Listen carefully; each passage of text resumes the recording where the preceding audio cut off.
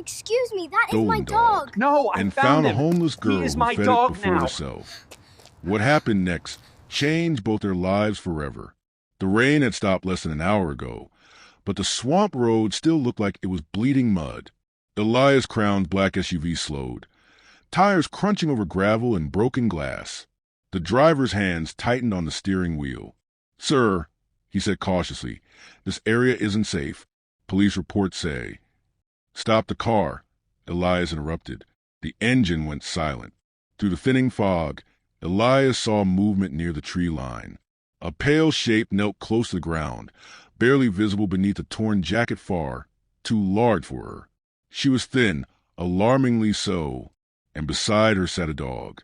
Elias's heart slammed against his ribs. "Bentley," he whispered. There was no mistaking him. The same white patch on the chest. The same crooked ear from a puppyhood accident. Bentley, his dog, stolen 3 weeks ago during a break-in that left Elias's estate shaken and silent. But Bentley was different now. Thinner, dirt matted into his fur. His ribs showed faintly beneath his skin. And the girl, no more than 12 or 13, was breaking a stale piece of bread in half. "You eat first," she murmured, pushing the larger piece toward the dog. "I'll get more later." Elias stepped out of the SUV before he could think better of it.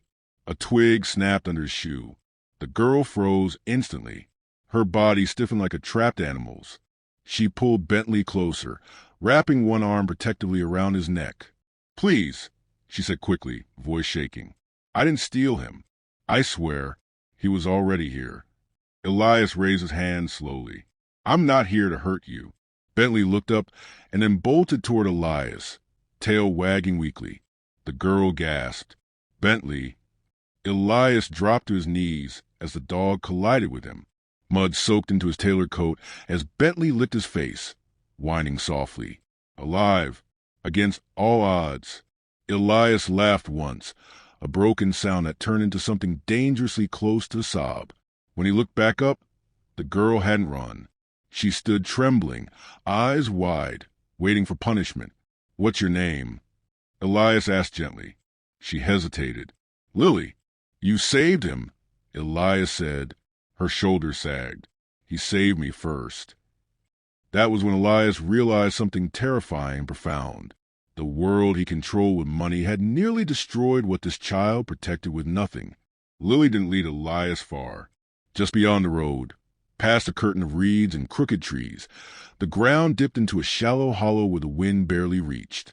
Plastic sheets were tied to branches with shoelaces and bits of wire, forming a low shelter that sagged under its own weight. Mud stained everything. "This is where you live?" Elias asked quietly. She shrugged, as if it were nothing more than a fact of the weather. "It keeps the rain off most nights." Bentley ducked inside first, tail wagging faintly. He curled up in the driest corner without hesitation, as though he'd memorized every inch of the place. Elias crouched, careful not to hit his head on the tarp. The smell of damp earth and old smoke filled his lungs. In one corner sat a cracked plastic cup, a rusted spoon, and an empty soup can. A thin blanket lay folded neatly beside the wall. "You did this alone?" Elias asked. Lily nodded. "I had help at first. People pass through sometimes. They don't stay. Where are your parents?" Her hands tightened around the edge of her jacket. "Gone."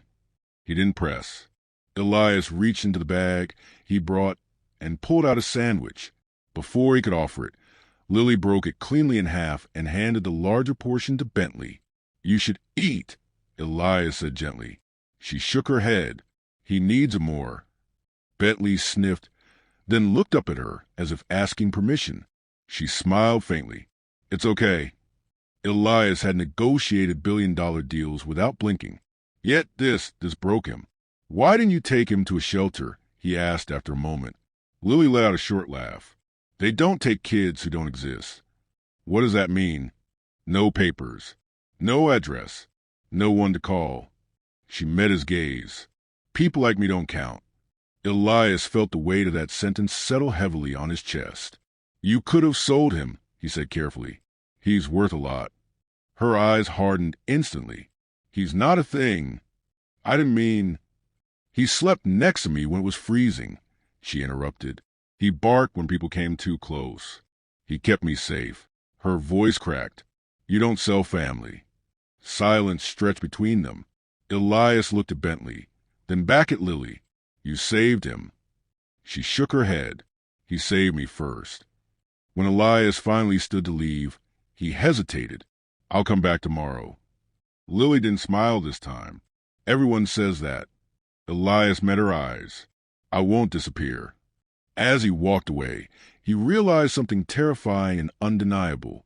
For the first time in his life, everything he owned felt smaller than what this child had given him for free. Elias Crowne did not sleep that night. The city glowed beneath his penthouse windows, distant and indifferent, while screens flickered across the room. Security footage, police reports, private investigator briefings. The dog theft had never been just a crime to him. Bentley was family. But what Elias was uncovering now turned anger into something colder. They targeted high-value homes. The investigator said over speakerphone, pure opportunists. Pets first. Ransom if possible. And Bentley? Elias asked. A pause. Too long. When the dog got sick, they panicked.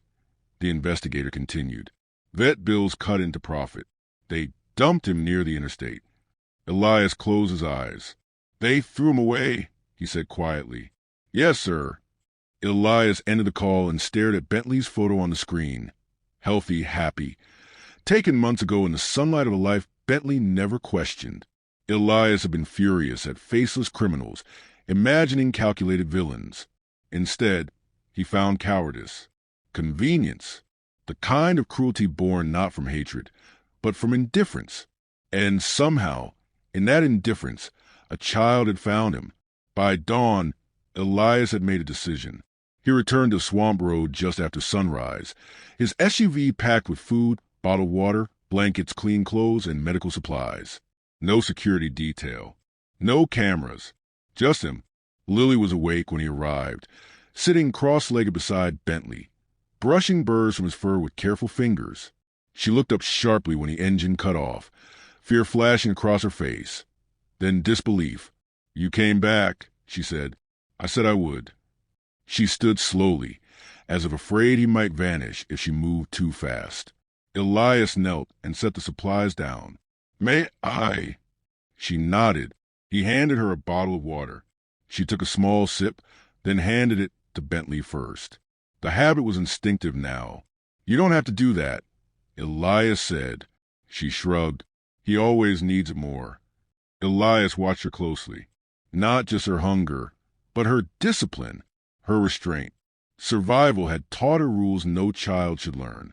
I found out what happened to Bentley, Elias said carefully. Lily stiffened. You're not mad at him, are you? No, Elias said immediately. Never. She exhaled shakily. They dumped him, Elias continued, when he got sick. Her jaw clenched. People do that. They won't do it again, Elias said, voice firm. She studied him. You're different from them. I don't want to be, Elias replied. I should have done better. Lily frowned. You didn't dump him. No, Elias said, but I built a world where people think they can. Bentley rested his head on Elias's knee, as if agreeing. As Elias sat there, surrounded by mud and plastic and quiet courage, he understood something unsettling. The men who stole his dog had made a mistake, but not the one they thought. They hadn't stolen something valuable. They had abandoned something priceless. And in doing so, they had led Elias Crowne straight to the part of himself he'd been avoiding his entire life. Bentley collapsed just after sunset. One moment he was walking beside Lily, tail swaying gently. The next his legs buckled beneath him. He hit the ground with a soft, terrible sound. Bentley, Lily screamed. She dropped to her knees, shaking him, panic clawing into her voice. His breathing was shallow, uneven. Elias was already moving. He scooped Bentley up, mud and fur and fear blending together as he ran for the car. Hold on, Elias whispered. Please, just hold on. At the hospital, bright lights replaced darkness. Doctors rushed Bentley away while Lily stood frozen in the hallway, hands trembling, clothes soaked through. This is my fault, she sobbed. If I'd found him sooner, if I'd had more food. Elias knelt in front of her, forcing her to look at him. No, he said firmly. This isn't on you. She shook her head violently. He trusted me. And he survived because of you, Elias said, not despite you. Hours dragged by. Machines beat behind closed doors. Lily sat curled in a plastic chair, staring at the floor. Elias had written checks larger than most people's lifetimes. None of it mattered now. Finally, a doctor emerged. He's stable, she said.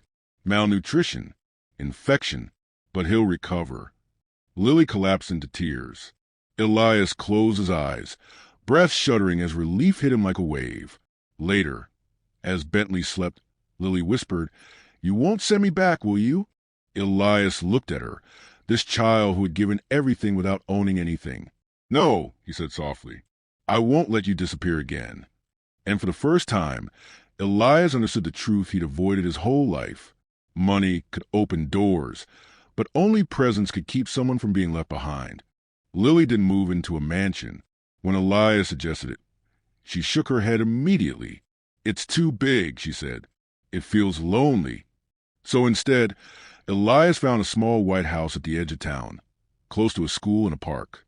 It had creaky wooden steps, sunlight in the kitchen, and a backyard just big enough for a dog to run. Bentley approved instantly. The first morning there, Lily woke up before sunrise, expecting cold, hunger, and fear. Instead, she smelled toast. She sat up slowly, as if the room might vanish if she moved too fast. It didn't. She walked into the kitchen and found Elias standing at the counter, awkwardly buttering bread. "You're still here," she said quietly. He smiled. "I was hoping you would be too." School was hard at first. Lily didn't trust kindness. She flinched when teachers raised their voices, kept her jacket on even when it was warm. But Bentley waited for her every afternoon, tail wagging like a promise kept. Elias visited often, never announced, never photographed. He listened more than he spoke. One evening, Lily sat on the porch, watching Bentley chase fireflies. "Why do you keep coming back?" she asked. Elias thought for a moment. "Because leaving is easy. Staying is the part I'm learning." She leaned her head against his arm.